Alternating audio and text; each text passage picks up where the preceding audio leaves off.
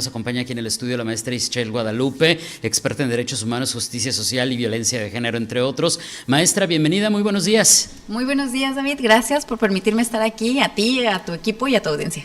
Oye, pues hoy vamos a platicar del Día Internacional de la Erradicación de la Violencia contra las Mujeres. Así es, el día de hoy vamos a platicar un poquito de historia contextual para poder saber por qué es que el 25 de noviembre se conmemora esta fecha. Y si me permites, claro, comenzar, adelante. Pues miren, les voy a empezar aterrizando en esta historia, porque por allá de 1930 a 1961 se tiene registrado que hubo 67,000 personas torturadas y posteriormente asesinadas bajo la dictadura de Rafael Leónidas Trujillo en República Dominicana. Y como ustedes sabrán, en épocas de dictadura, en épocas de extrema derecha, pues normalmente no hay derechos humanos, no existen, ¿no? Y entonces también surgen estos movimientos de extrema izquierda. Así fue la situación en República Dominicana y surge el movimiento revolucionario 14 de junio, o bien la agrupación 14 de junio, en donde formaban parte también las hermanas Mirabal. María Teresa, Patria, Minerva y Dede Mirabal, que su seudónimo como activistas en la calle era reconocido como las mariposas. Les cuento esto porque va a tener más sentido al final de esta historia, ¿no? Pero en cuanto a términos de dictadura o en cuanto a términos del contexto de las hermanas Mirabal, esto se va a poner un poco más complicado por allá de 1949, cuando Rafael Trujillo, el dictador, pues hace un evento de honor, como una ceremonia social, política, en donde invita a ciertos personajes, entre ellos a Enrique Mirabal, el papá de las hermanas Mirabal, que era empresario, los invita a esta fiesta, y entonces el dictador se fija en la segunda hija de Enrique Mirabal, que era Minerva Mirabal. La invita a bailar, y una vez que la invita a bailar intenta sobrepasarse con ella. Ella le pone un alto y pues empieza a ver lo que ahora conocemos en el ciclo de la violencia como esta acumulación de tensión, ¿no? En ese momento estaban esperando, por supuesto, la reacción del dictador, sin embargo, no reaccionó de una forma agresiva, pudo intervenir el papá y salieron de ahí. Y acá empieza a sentir esta acumulación de tensión, esta como incomodidad de decir, bueno, ¿cuál va a ser el siguiente paso? Porque ¿cómo le dices que no a un dictador, no? Y sobre todo con todas las atrocidades históricas que se habían detectado con él. En este sentido, lo que empieza a hacer Trujillo empieza a jugar casi como si fuese el gato y el ratón era Minerva Mirabal, desafortunadamente, y empieza a enviarle como regalos, intentar hostigarla desde una forma romantizada. Parece película de terror, sí, lo que nos estás contando. Totalmente, y pues ante la constante negativa de Minerva Mirabal, entonces lo que sabemos aquí, ya identificamos, es que la siguiente fase del ciclo de la violencia sucede y fue la explosión, ¿no? La explosión de una persona con mucho poder, porque empieza a enviar a la policía y a los CAILE, que era como el servicio de inteligencia militar, que además se disfrazaban de civiles para poder cometer atrocidades, para que vigilaran a la familia, pero también a las amistades, a todo el entorno de Minerva Mirabal, y también desafortunadamente a apresar a su papá, por ejemplo, como en represalias por estas negativas. Lo que sucede es que las hermanas Mirabal pues empiezan a ser más fuertes ante estas opresiones y encuentran un espacio que comparten con esta agrupación revolucionaria 14 de junio para que puedan exigir acabar con esta dictadura que ya llevaba 30 años. Pasaron por una serie de tragedias porque a ellas y a su entorno las torturaban y las ingresaban a la cárcel y las sacaban de forma recurrente, hasta que el 25 de noviembre de 1960, ellas, en una visita conyugal que le hacen a sus esposos que estaban en prisión en ese momento, al salir de ahí, los CAILE las intervienen y bueno, las ejecutan de forma brutalmente. ¿Qué es lo que sucede? Que para 1999 Naciones Unidas dice, entonces, como este evento fue tan doloroso, hay que conmemorar sus muertes con el Día Internacional de la Violencia contra las Mujeres. Sin embargo, David, si me permites, si el tiempo me lo permite, a mí me parece acá importante hacer una aclaración, porque si buscamos en internet rápidamente, si vemos películas o libros, siempre hablamos de 3 de las 4 hermanas Mirabal, que fueron las que tenían una participación activa en las calles, las que visiblemente se podían identificar. Sin embargo, a mí me parece importante también identificar el activismo de Dede Mirabal. Dede Mirabal es la hermana menor y es quien se quedaba en la casa cuidando a los hijos y a las hijas de todas las demás, quienes les hacía como que los lonches para que ellas pudieran estar en la calle, quienes escondían el armamento o estos panfletones que entregaban. Y el día de hoy sabemos que todas esas actividades son trabajo no remunerado, no son trabajo que se hace por amor, ¿no? Históricamente eso se piensa, pero también son parte de importante para sostener una sociedad y en este momento yo considero para sostener la lucha, ¿no? Y la resistencia que estaban encabezando las hermanas Mirabal.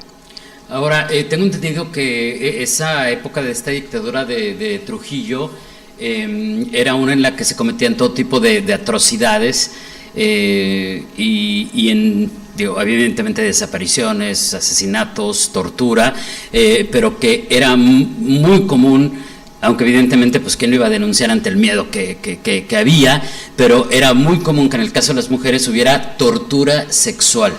Eso era con Leónidas Trujillo algo presente, real y atroz. Correcto, de hecho las hermanas Mirabal fueron víctimas de tortura sexual también antes de ser ejecutadas, y alguna característica en general en los conflictos armados es que como la violencia sexual es una forma de poder y control, normalmente sucede que a las mujeres se nos torture sexualmente, ¿no? Entonces es también una característica histórica, vaya, no solamente reconocida dentro de este periodo de la historia de la República Dominicana, pero sí pasa y es muy desafortunado.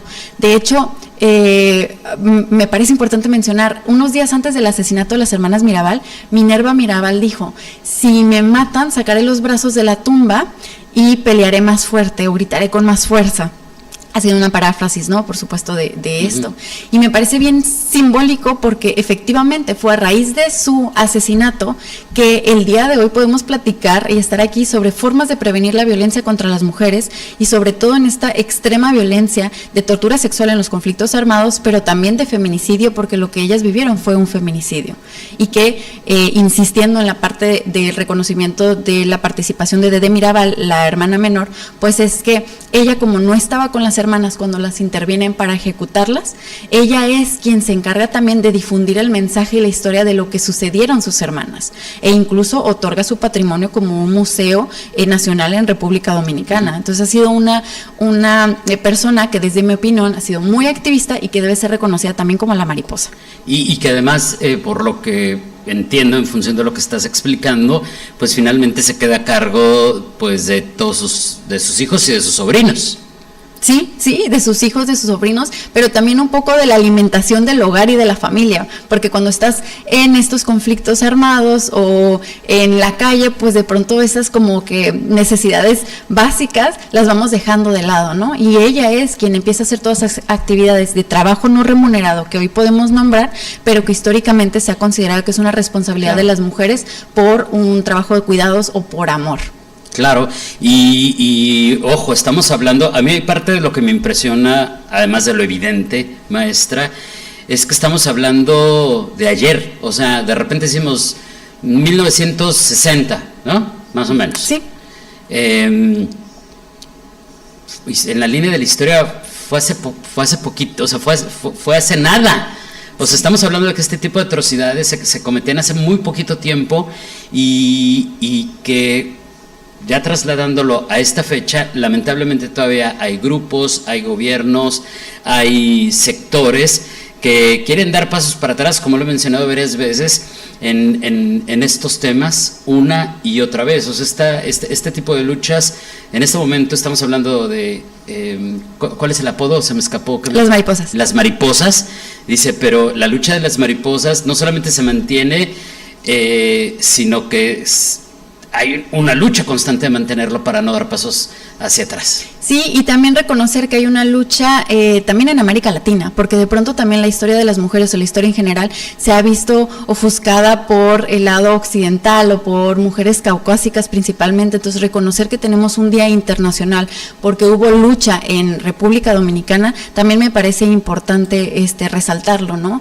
Y de hecho, en términos de historia contra las mujeres, si gustas, en otro momento lo podemos platicar, pero pero podemos hablar desde 1700. Y en 1700, de hecho, los primeros registros que se tienen de agrupaciones de mujeres luchando, contra sistemas, pues son principalmente en Alemania, Inglaterra y Francia. Entonces, tenemos todavía como esa barrera de poder transformar la historia para poder aterrizarla a nuestras tierras latinas también, ¿no? O hispanas. Y también a mí me llama mucho la atención, maestra, cómo enfrentar estos temas en culturas en las que está muy arraigado el conservadurismo, ¿no? Y en las que pues todavía cuesta mucho trabajo cambiar ese chip de que las mujeres no solamente no tienen solamente un rol en esta vida. Sí, porque sobre todo ante mayores olas izquierdistas también surgen más olas derechistas. O sea, en cuanto más revolucionario tengamos el pensamiento, va a haber más personas que sean adversas a este cambio. Entonces también es una característica de la historia que hemos identificado y que se han identificado en todas las olas o momentos de luchas contra las mujeres, sobre todo, como es el caso ahorita de Estados Unidos, por ejemplo, y el retroceso con los derechos sexuales reproductivos. Claro, y que por cierto, vamos a ver qué viene con Trump, aunque me llama la atención porque muchos de los mensajes que ha dado quien va a regresar a la presidencia de los Estados Unidos parecen contradictorios, ¿no? De repente, habrá que revisarlo. Oye, antes de despedirnos, maestra, una pregunta del público. Nos dice Daniel, ¿qué opina la experta de justicia y género respecto a cómo andamos en Baja California al respecto? Dice, por ejemplo, no estoy seguro si esta estadística es tan exacta, pero nos menciona, la verdad es que no me suena nada, no me suena que esté errónea, simplemente no tengo el dato a la mano oficial, no es que te quiera decir que estés mal, Daniel, pero dice, porque por ejemplo, 3 de cada 10 feminicidios en el país son aquí en Baja California.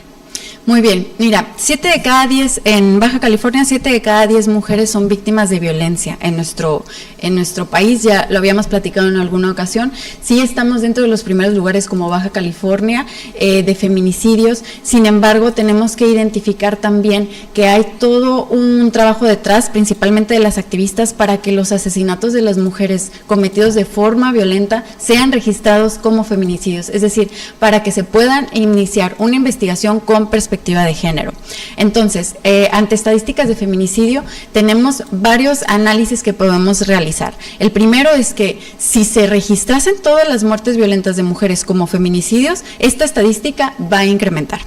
La segunda es que si no pasa esto, vamos a seguir ante situaciones de impunidad, que es algo que las activistas sobre todo reclamamos y exigimos, ¿no? Se tienen que identificar como feminicidios para que se baste la impunidad. Y la tercera es que, como una característica de la violencia se incrementa, efectivamente estamos a situaciones de mayor violencia y entonces quizá pueda haber más feminicidios naturalmente porque hay mayor violencia.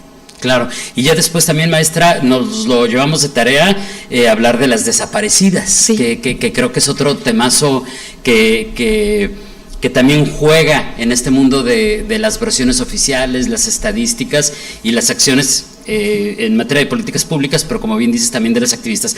Maestra, como siempre, muchísimas gracias por tu tiempo. ¿Hay algo que agregar antes de despedirnos? Nada, pues nada más recordarles que el 25 de noviembre, que fue el día lunes, en realidad ONU, Naciones Unidas, nos propone que sean 16 días de activismo para poder seguir previniendo estas violencias contra las mujeres. Entonces, terminaríamos estos 16 días de activismo hasta el 10 de diciembre como el Día Internacional de los Derechos Humanos. Y ya después hablaremos de lo que viene en marzo, que son ¿sí?